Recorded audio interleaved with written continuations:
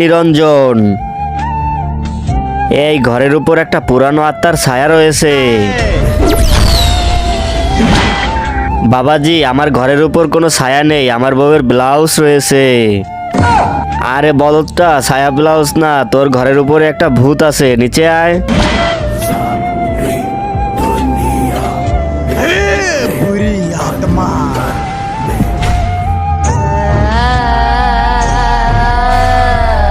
ধরে ফেলেছি। এই আত্মাটা অনেক শক্তিশালী। আরে বাবা, এটা তো আমার বউ।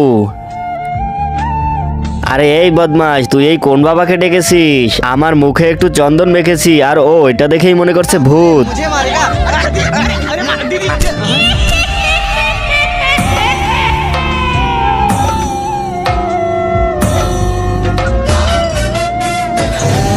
চলে যাও এই ঘর থেকে।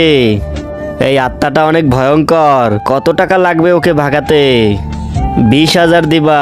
আচ্ছা ঠিক আছে, দিব দিব, ওকে ভাগাও তাড়াতাড়ি। এসে পর আত্মা।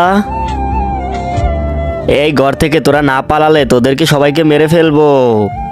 এটার উপর তোমরা আঙ্গুল রাখো।